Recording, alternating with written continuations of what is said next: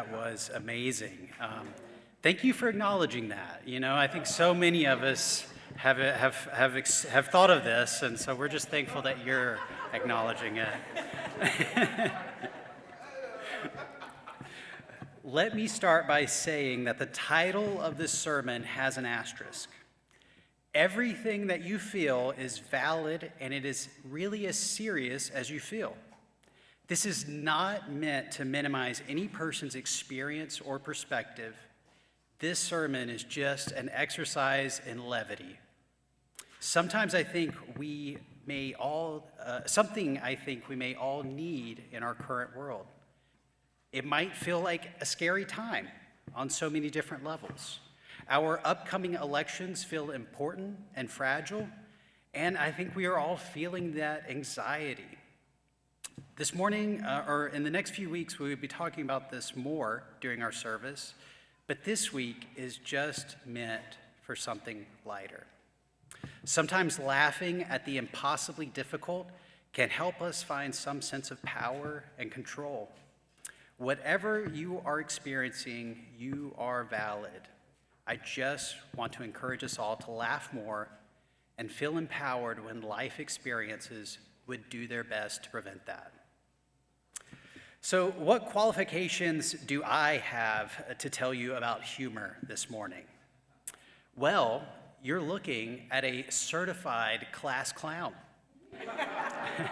I was voted jolliest junior in high school, right? My terrorized former high school teachers can verify this. I was kind of a monster, not in a bad way per se, just a very annoying way.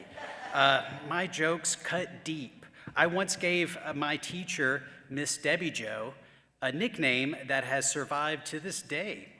I called her Miss Jebby Doe, right?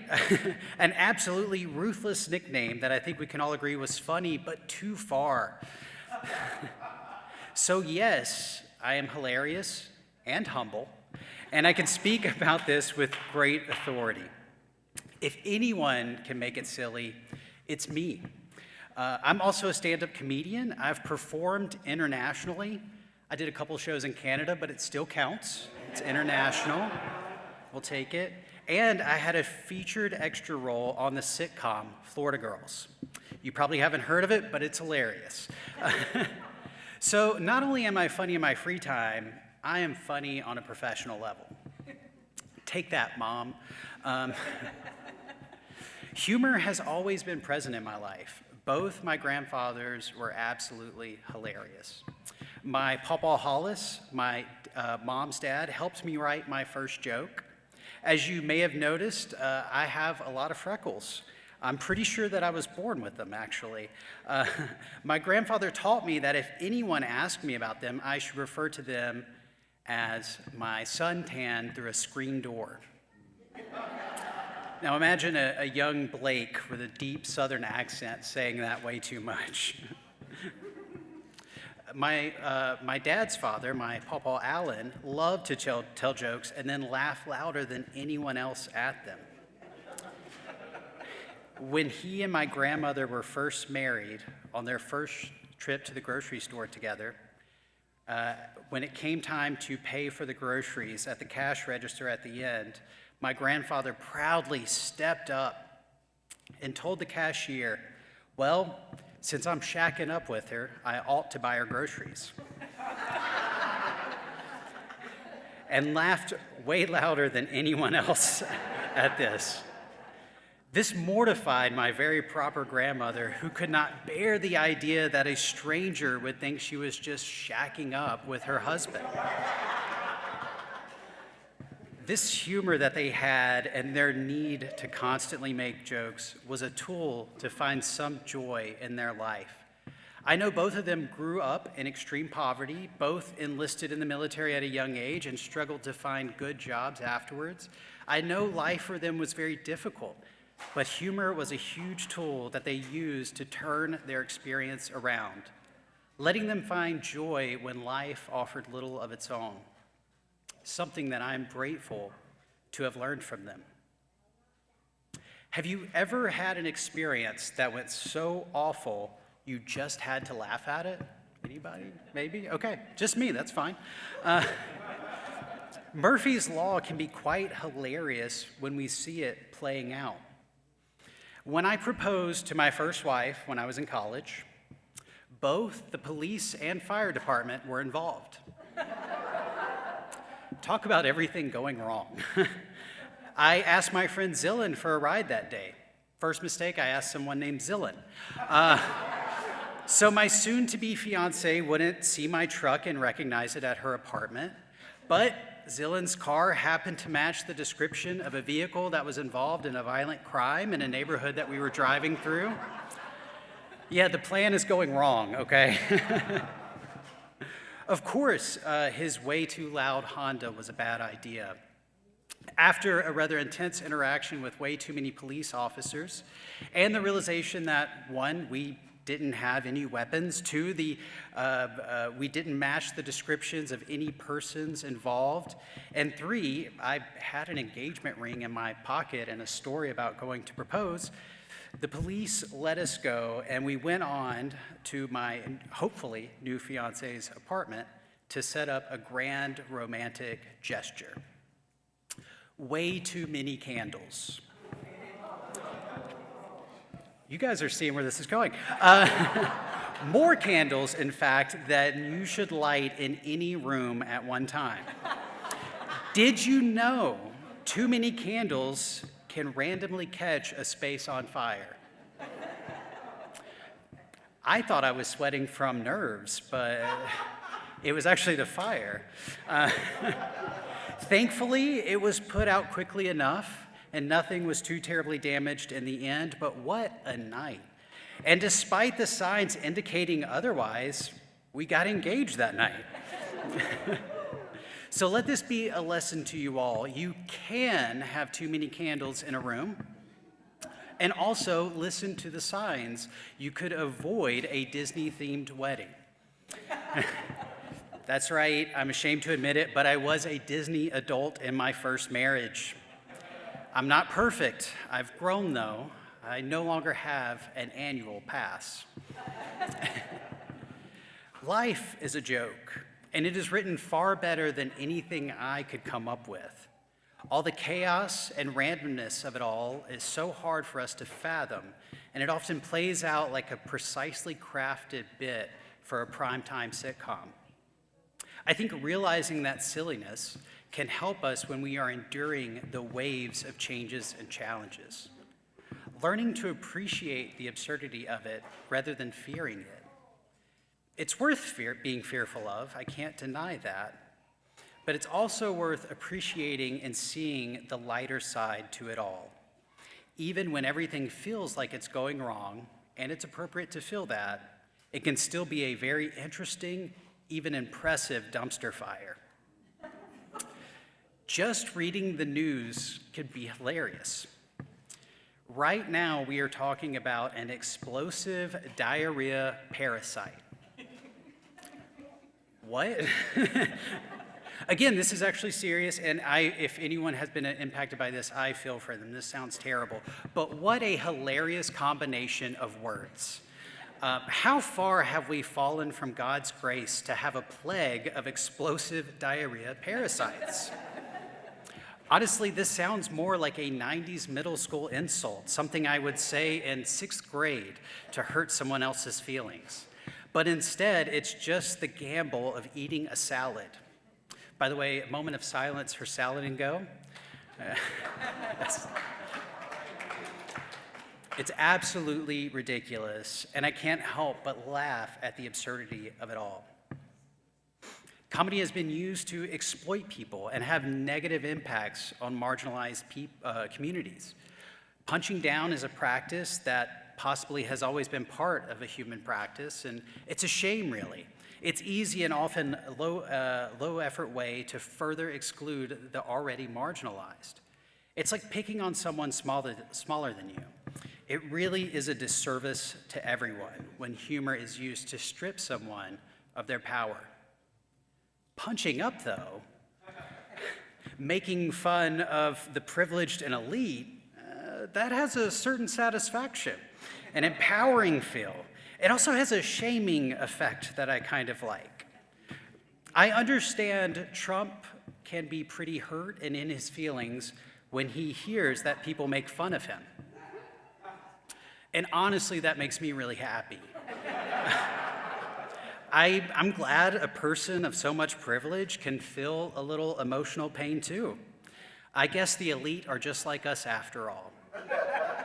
I do want to say, though, I would never shame anyone for their incontinence issues, except for President Trump. Also, people tend to listen when it's funny. We like to laugh, and we are more receptive to ideas when the presentation is humorous. Humor has the power to spread valuable and needed ideas. It really is a shame to see it used for other means. I see this far too often in the stand-up comedy scene here in Phoenix and in every other stand-up scene I've interacted with. Humor as a tool is powerful, a tool that I think we should use wisely. If you make a joke and it negatively impacts any marginalized identities, you're not living up to your best self. You are capable of words, even humorous words, that positively affect people. And that's a standard I think that we can all agree with this morning. I also think it's wise to acknowledge the hilariously flawed aspects of myself. I like to make sure that I'm not taking myself too seriously, if you will. I'm not talking about self-deprecation, just a realistic, honest assessment of my humanness. For instance, I am a trans woman with a Bible degree. This is the perfect setup for some joke. I just need to write it. There was a time that I was a conservative minister. I took myself way too seriously then. I once went on a mission trip to Canada. That's right, Canada. In 2011, I went on a holy crusade to save the heathenist Canadians. You're welcome, Canada. Knowing this about myself, how could I ever take myself seriously? I was a mascot in high school. Yeah. I wanted to be a cheerleader, but they wouldn't let me. They told me that cheerleaders, that was, for girls, and that they needed to find something more appropriate for me. And so, instead of just letting me be one of the girls, they forced me to become a mascot. They kind of pushed me into being a furry. Yeah. That's not what I meant when I said I wanted to come out, It's different. They even named the mascot after me. Yeah. I'm going to give you a little bit of deeper information on myself. My dead name, if you will, I went by a nickname all the way up until I transitioned, and then I started going by Blake, which is my legal name. But I went by a nickname my entire life until then, and that nickname was Bubby. That's right. I used to dress up as a bear and get called Bubby the Bear every Friday night. How can I ever take myself seriously? The list of reasons goes on and on. But it's helpful to remind myself of this sometimes, that my humanness can be silly. When I feel really strongly about something or am really affected by something negative in the world, I try to ask myself, should I take Bubby the Bear so seriously? Not that my feelings are invalid, I just try to remind myself that there is always more to the picture that silly old me has never been able to fully see. And how silly of me to think that the same woman who thought student loans for a Bible degree was a great idea should ever be taken seriously. I also think this practice can benefit us on a community level. Maybe as a congregation, we can also try to remember not to take ourselves too seriously, and even try to see the humor in our own ways. Don't get me wrong, I love being a part of UUCP. I really do believe and support our shared UU values. I just want to acknowledge that maybe we can be a little silly sometimes. For instance, thank you, Sam. For instance, how many UUs does it take to change a light bulb? Well, we don't know. The committee is still discerning that, Sam. But we will let you know as soon as an equitable answer is found.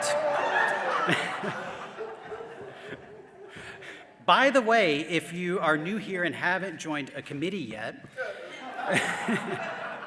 the Committee for Committees will assign you a committee after services. I'm just kidding. We don't have a committee for committees. You just pull a committee out of the hat. No. I love our commitment to covenant and finding justice-centered answers for problems that we face, but does it have to extend to the dishwasher in the kitchen? Rachel would probably say yes, and that's fair. We'll back that up. I think it's beneficial to laugh at these things and also learn from them. If it's silly to take our values to the full extent, even in the most obscure scenarios, then let's keep being silly. Let's keep doing that. But we can also remember that our commitment to tools like covenant and committee are just tools that we use to prioritize love, justice, pluralism, unity, et cetera, not the other way around. Seeing our own silliness in ourselves or on a community level can help us keep in perspective what we are really trying to achieve and not get caught up in our own way, in our own stuff. That kind of reflection helps us get out of our own way. After transitioning, I dealt with a bit of an identity crisis. I had grown up in a church that I knew as my entire world, but that community excluded me immediately. The majority of my family and social connections vanished. My entire career and what I had perceived of my future was gone. Before coming out, I was seen as a wise man of God, if you will. But after coming out, I felt like people just saw me as a dumb broad. Thank you. You can laugh at that. I did find humor in this eventually, realizing that really nothing about me had changed. People were just listening to a dumb broad the whole time and didn't know it. But I wanted to find my voice again. I started doing lectures and panels, sharing my perspective and advocating for marginalized communities. Eventually, though, I wanted to advocate in a way that didn't feel so heavy. So I looked into doing stand-up. I had done stand-up before when I was a minister. It was Christian comedy, and it was cringy, as the joke I said earlier indicates. But I did have a lot of fun doing it. So in 2019, I entered a local comedy contest to give stand-up another shot, this time with a more authentic expression. I didn't win, and that's a different story. I honestly should have at least placed in the contest, but the host of the show and one of the judges gave me awful scores, far lower than the other judges, and accused me of stealing jokes. This host of the show, the person running the show, he did open the show up with a comedy set of his own, and I'm not kidding you. He seriously just did Rodney Dangerfield's greatest hits. And by that I mean the quotes that Michael Scott uses in The Office, those Rodney Dangerfield jokes, just the easiest ones. Right, that guy told me he thought I was stealing jokes and lectured me on how to do comedy and told me he didn't do pronouns or identity stuff. Honestly, having a man think so little of me and talk down to me so much, all while being completely wrong himself, it felt like a gender-affirming experience. It did. It's just awesome being a woman. I love it. But even though the organizer of the event thought little of me, it was obvious that the audience and other people there liked what they heard. I got great feedback and invitations to work with other regional comedians that night. But despite the comedically bad experience with this event organizer, I found that my voice could be heard. that people were actually capable of hearing me, even if it seemed like so many would rather just refuse to because of my identity. This gave me the confidence to do it again and again and again. Confidence that I needed to be the person that I am today, to have the tools that I have today. Humor gave me that. The silliest things I could think of have helped me so much that I continue to share my thoughts and perspectives, even managing to make people laugh sometimes. I'm not special in this way. We all have access to humor. We all have unique perspectives to see the silliness in the storm. We all have a chance to laugh as a reaction in different ways, but it's still accessible to us. I hope we all find more reasons to laugh today and in the future.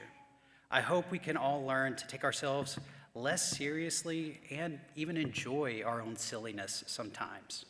Not losing our passion or purpose, but learning to step out of our own way as we pursue those passions and purposes. May laughing through the storm transform our journey from dreadful to delightful. We are doing so great, we've come so far, and we're going further. May it be so.